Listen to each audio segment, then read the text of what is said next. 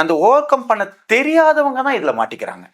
அப்போ அந்த over come பண்ண முடியலன்னு யாருக்கு தோணுதோ தாராளமாக இந்த ஆழ்மன சிகிச்சையை நீங்கள் 100% எடுத்துக்கலாம். உங்கள் சப்கான்ஷியஸில் போயிட்டு உங்களோட அந்த ஹூண்ட்டை 100% வெளில எடுத்து கொடுக்க முடியும்.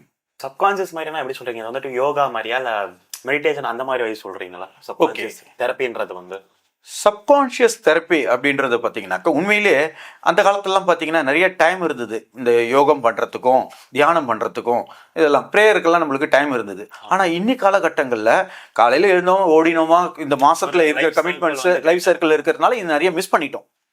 ஆனால் இன்றைக்கும் நம்ம யோகம்லாம் ஒழுங்காக பண்ணுறதா இருந்தால் ஆனால் கரெக்டாக ஃபாலோ பண்ணின்னு பண்ணணும்.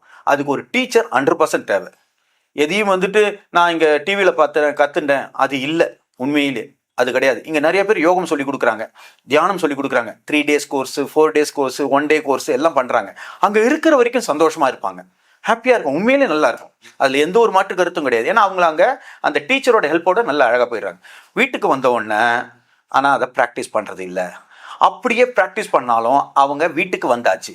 வீட்டுக்கு வந்தோடனே என்ன நடக்கும்னா உங்கள் மைண்டு ஆட்டோமேட்டிக்காக உங்களோட வீட்டில் இருக்கக்கூடிய மோடுக்கு மாறிடும். நீங்கள் வீட்டில் இருக்கக்கூடிய என்வாயர்மெண்ட்டுக்கு மாறிடும். உதாரணத்துக்கு பார்த்தீங்கன்னா வீட்டில் இருக்கக்கூடிய பிரச்சனைகள் இல்லை வீட்டில் இருக்கக்கூடிய சந்தோஷங்கள், வீட்டில் இருக்க சின்ன சின்ன டிவி பார்க்கறது, இப்படி மோடு மாறிடும். உங்களால் மெடிடேஷன் பண்ணுறதுக்கோ இல்லை இந்த விஷயத்துக்கோ உட்கார முடியாது. அப்படியே உட்கார்ந்தாலும் இந்த மெடிடேஷனை பொறுத்த வரைக்கும் ஒரு குருவோட ஃபாலோஅப் இருந்துக்கிட்டே இருக்கணும். ஆனால் இன்னைக்கு குருவோட ஃபாலோஅப் 100% கிடையாது. எப்படின்னா ஒரு கோர்ஸ் முடிச்சாங்கன்னா வெளில போயிட்டாங்கன்னா முடிஞ்சு போச்சு.